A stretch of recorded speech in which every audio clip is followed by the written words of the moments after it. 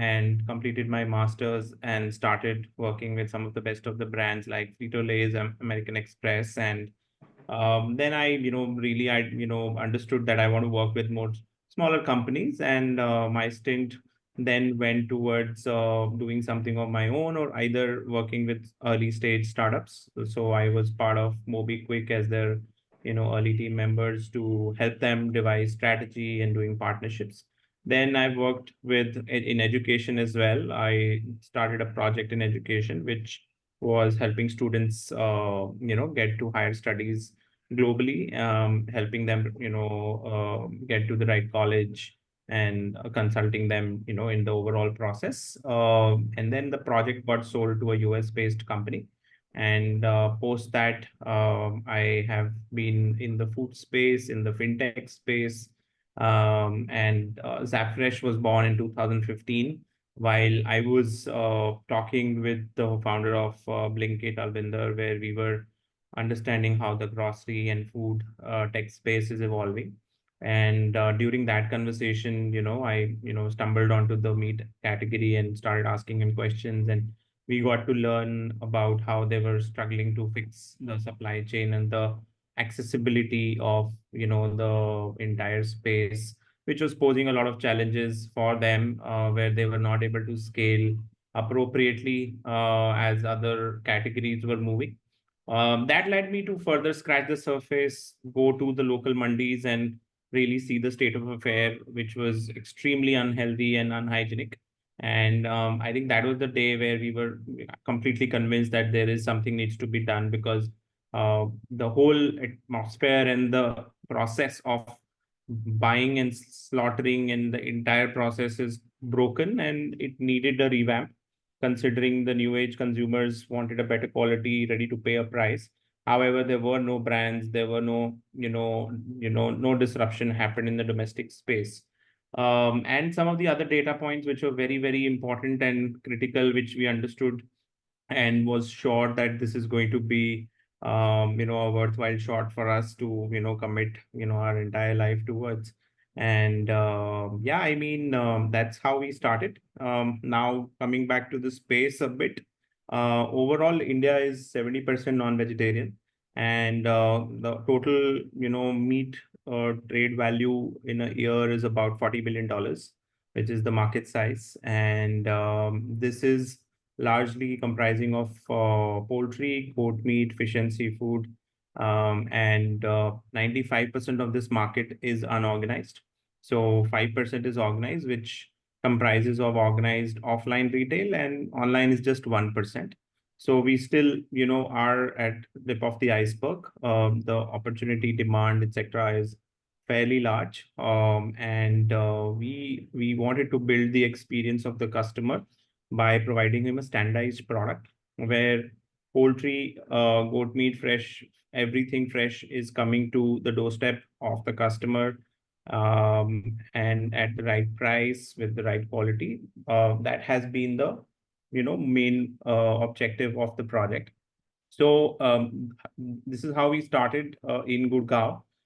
We started buying from the farmers' livestock. It gets to abattoir slash slaughterhouse, which, cuts and culls the, birds. Both of these processes are not owned by us. We are just overseeing it.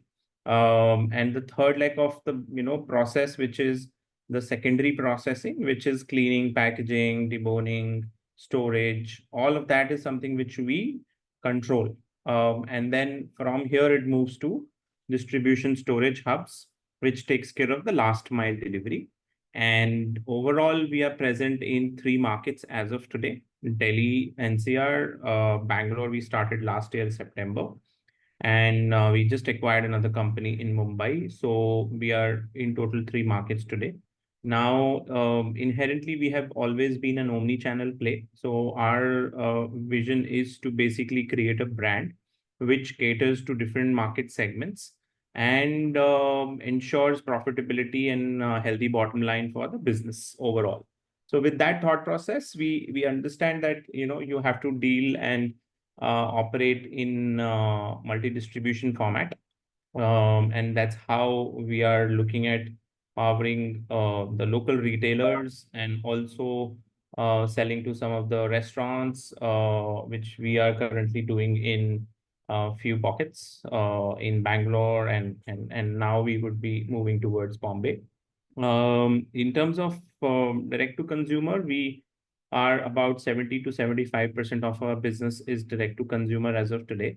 So, which means a customer comes to our website, app, and directly orders from us. We don't work with marketplaces because the product we deal in is perishable, and we've faced some challenges from an inventory control when we work with them, because we are very frugal and want to make money at each order. So it becomes easy, very, very critical that we follow a certain SOP, which is very prudent and relevant for the category. So in some cases, if the partners understand that, we do do those partnerships. But in our experience till date, we haven't seen anybody really reciprocating that kind of efficiency, with especially in the market space scenario. So yeah, this is broadly about the business. Now, in terms of numbers, we've closed last year at 90 crores with a PAT of 8 crores. In the year previous, we did about 56 crores with a PAT of about 3.5 crores. It's been 2 years, a full 2 years, where we have become PAT positive. We are the only positive PAT positive company in the category amongst the peers. All are bleeding, extensively, and our focus is not to really bleed and have a quick ROI in whichever project we invest in. Moving forward, we are projecting about 40% growth in the coming year, which will likely coming from new geographies which we are opening, which is, as I said, Mumbai is open, Bangalore will see a full financial year. And then also we would be acquiring few more companies. We're setting up different subsidiaries which will cater to different products and also look at exports very closely. So these are some of the inorganic pushes which are going to be coming. Other than, we plan to going public very soon. The IPO is expected somewhere around October. So post that, the entire focus on growth will further enhance. And yeah, that's broadly what we are looking to do. The vision is to create a legacy business over decades. It's just been 8, 9 years. In terms of capital, we've raised about close to $10 million till date. 20% is owned by Sidbi Venture Capital, who invested approximately 25 crores. Then Taber Family Office invested about another 8 crores. Then we have Cargill from US invested a small $500,000 check. Then we have Unity Bank also owning certain piece. And we've been working with Tap Invest, I think, for more than 2 years now. Very, very happy with the relationship. Soumya has built the entire project amazingly.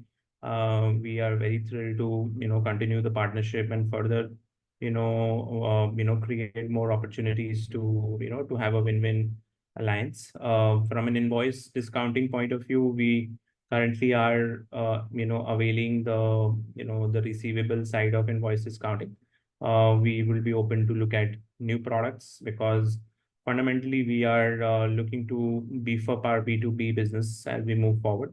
And then there will be a requirement on the financing side where we are happy to, explore more areas. I hope I was able to help you understand everything and open for questions. Definitely. So, just like wanted to go to the beginning, right? Zappfresh. Everyone has certain story or certain pace. So, like when we have covered the financials, how strongly the company is growing in terms of, say, city wise or in number wise or revenue wise. There is certain things when a person is inspired by certain things, right? So, what's the story behind its inception of you like bringing Zappfresh? And was there any initial challenges like you faced when you were entering in this kind of market? Because at that particular time, I am assuming Big Basket and Grofers are already there since like past 2011. They were in their market. So where Grofers has certainly seen many ups and downs, right? In 21, they were acquired by Tata, and then 22, they got acquired by, say, Zomato. How's your thinking in the perspective of that? Is Fresh will be going ahead with things? See, first of all, we were always betting on the sector. Okay. Our bet was on meat as a sector and protein, meat slash protein. The reason was that there were very attractive margins and a good average order value which can be derived. So that was our primary, focus. Now, with respect to challenges, of course, there were a lot of challenges in the first 2 to 3 years when we were simply trying to understand the supply chain. And I don't come from the family of butchers, so we had to learn, the nuances of how the industry really operates. I think the major challenge in the category is that there is no specialization, butchery specialization, even in hotel management. If you see, there is different patisserie expertise. There is different like that, but meat, butchery, all of that is slightly, being excused for whatever reason, we don't know. But it absolutely needed, a cleanup. So that cleanup is something which has, which took time for us to first understand and then look at what really needs to be done and how to go about it. So demand is not a problem in our sector, Matthew. It's precisely the supply chain issue. If you are able to procure at the right price, contain and sustain a certain type of a quality which the customer is ready to pay for, is essentially has taken most of our bandwidth, and we've been able to crack that format where we think that this is the right price and the customer quality can be delivered by buying in a certain supply chain format, which is directly interacting and buying from the farmers and not relying on local, retailers or agents. So by that, we are able to ensure quality and price standardization, which is one of the biggest key, in the overall scheme of things. The others, most important thing is, wastage control, which is your inventory control, because it has a perishable, life of 3 days.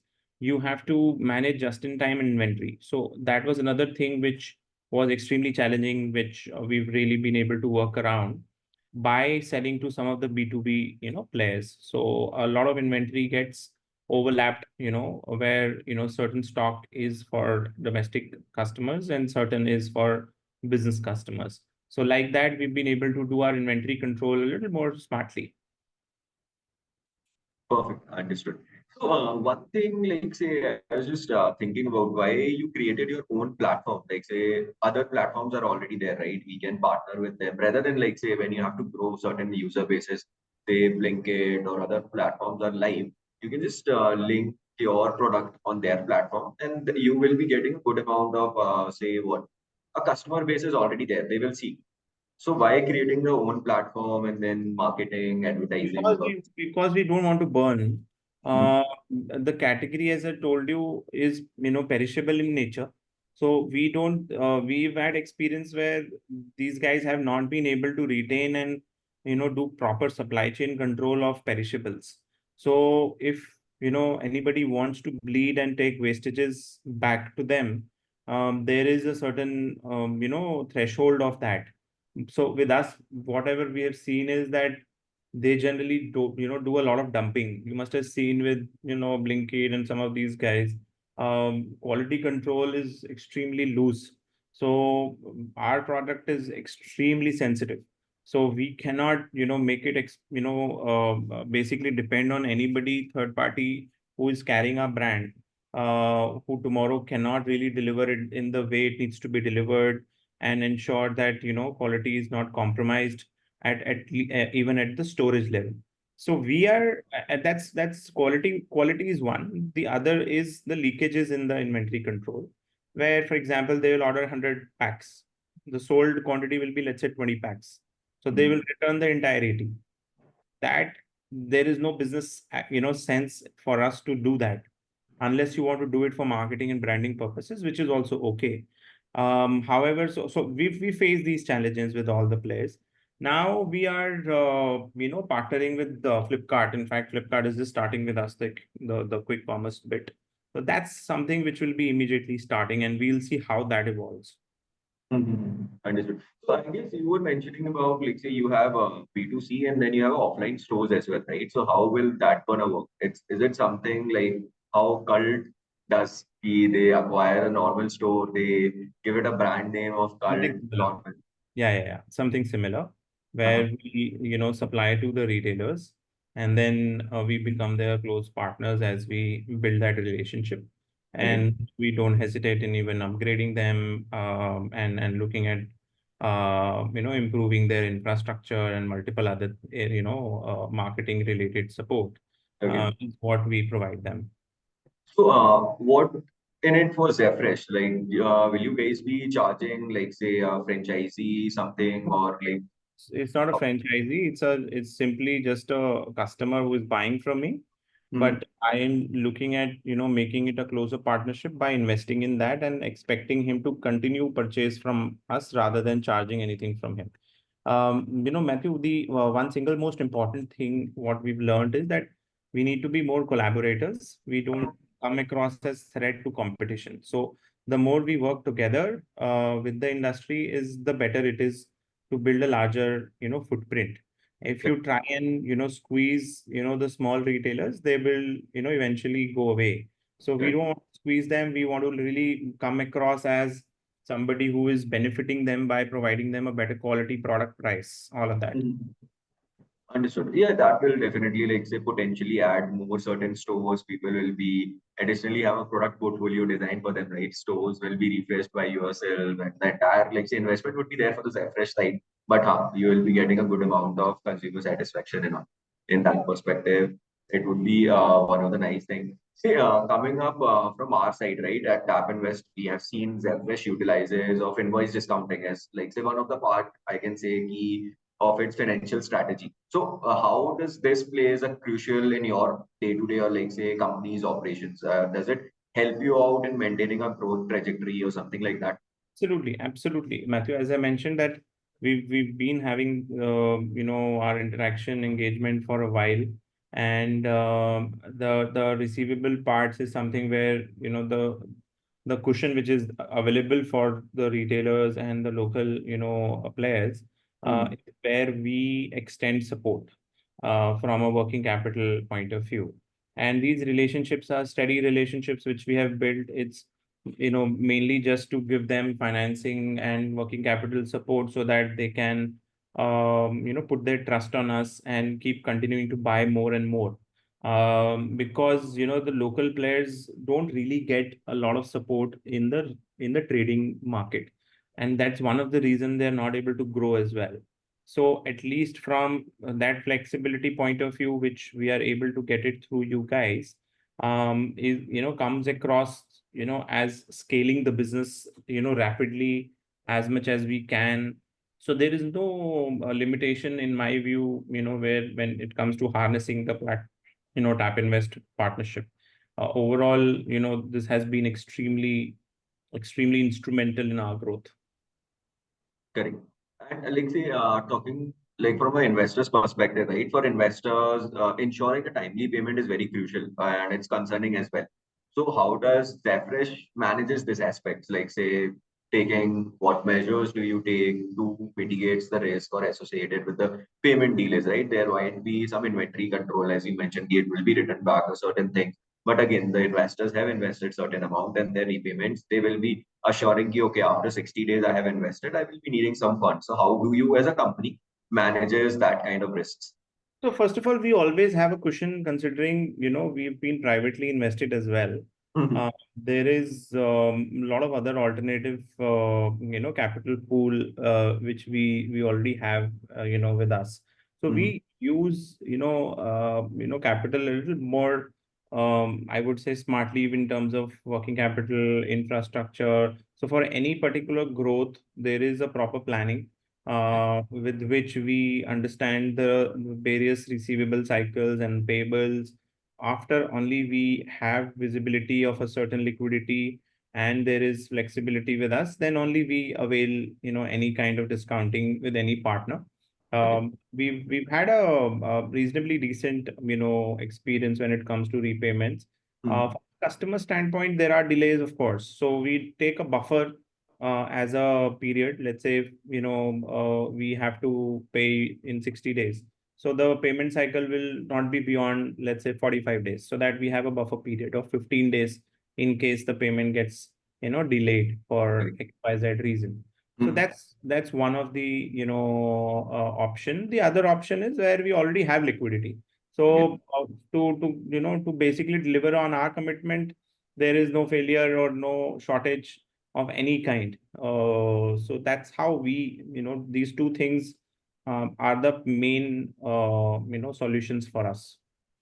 Okay, perfect. So that's like until and unless the runtime is there and things are there, investors' money is safe. So that's what we go through. And one more question is like I was just thinking about certain things, right?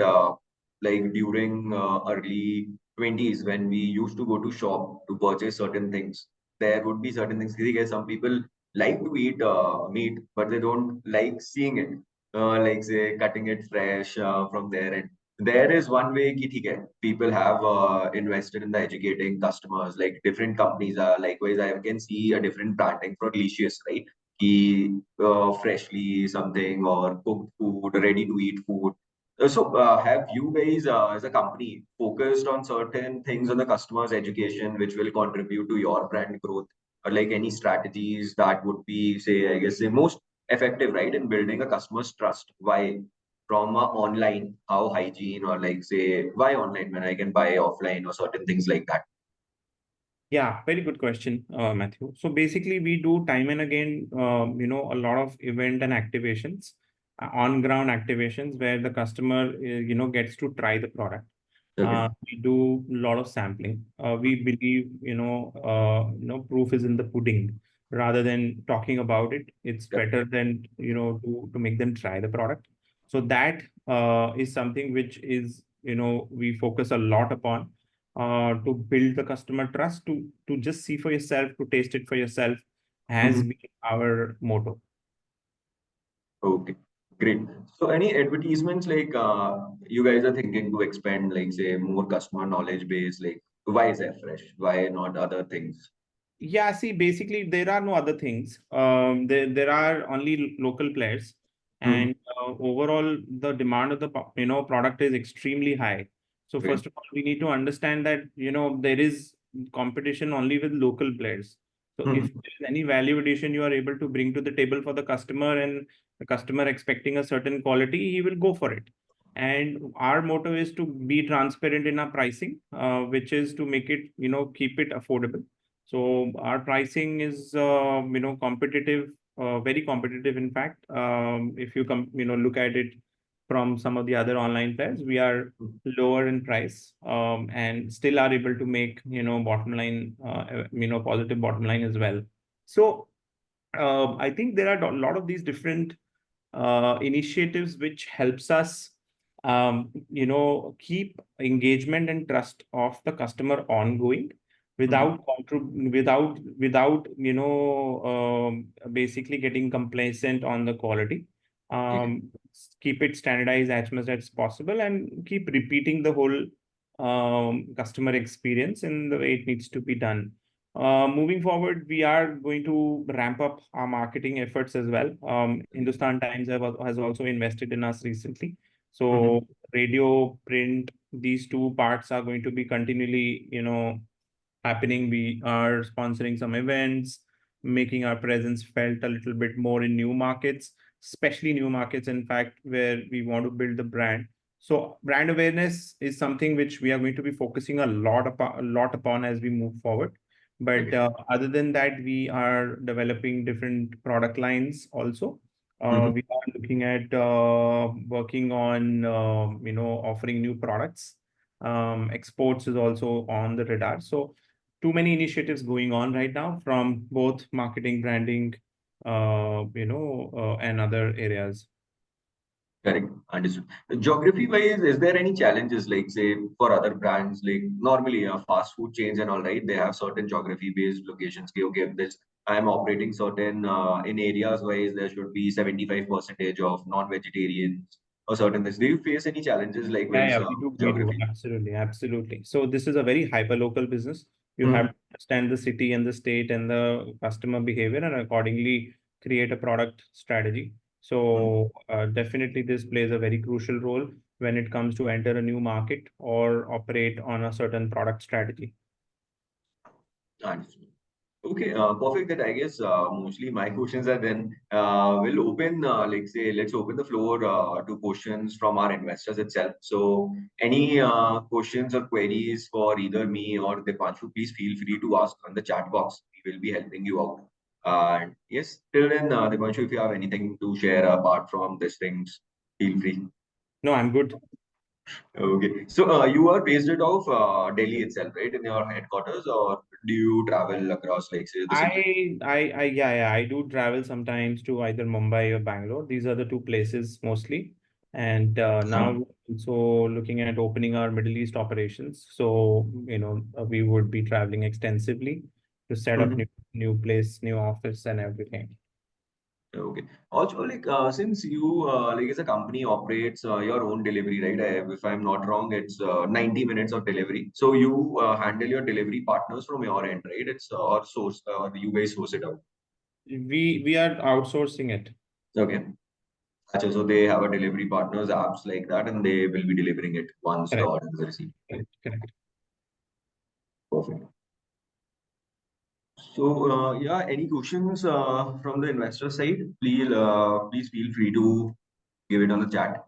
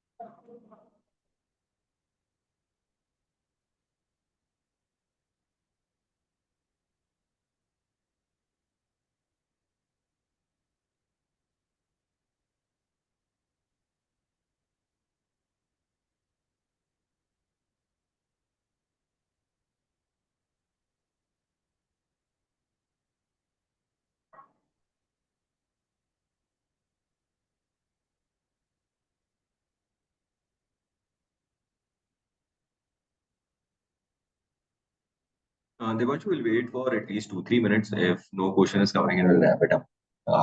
Okay. One question is there. Can you throw some light on Zappfresh expansion from here, let's say 2 to 5 years from now? So we would be a international company, present in multiple markets, dealing in more protein products, expanding into ready to eat extensively. Could look at least 200 products under our umbrella. There could be multiple other brands which we will be operating. Think of us as a conglomerate which has different subsidiaries for different businesses, and overall looking at a revenue of 1,000 crores in that point. Okay, great. Hope so, Mr. Sharath, your question has been answered. Anything is there, feel free to write it on the chat.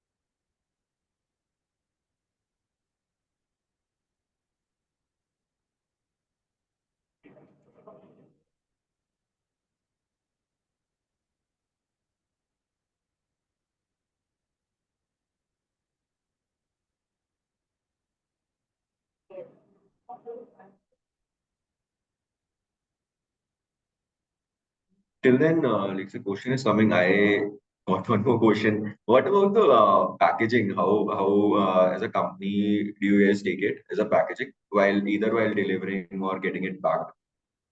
We basically do vacuum packaging, and then there is a box which is used. Vacuum packaging Temperature control, ensures that, basically. there is, enough, right type of temperature control can be managed, by vacuum. It's generally a very trusted and accepted format which we follow. So there is, then, it's a multi-layer packaging which ensures mainly cold chain, it can withstand cold chain. So Mhm. with that, it generally takes care of that, and then it is covered in a box, like a rectangular box. Okay. Nice. So I guess cold chain is also somewhere around two, three types, right? Active, passive type, like different transportation featuring different things and all. Yes, yes, yes. There are infrastructural wise, we have to maintain cold rooms, and we Uh-huh. have cold vehicles to take care of the logistics. So cold chain is very critical for our business. Correct, correct. So usually it's cold is happening basically in the side of like say medicines also it's growing Correct, very rapidly. So correct, that's one of the things. Yeah, supply chain usually they handle the cold logistic itself. right.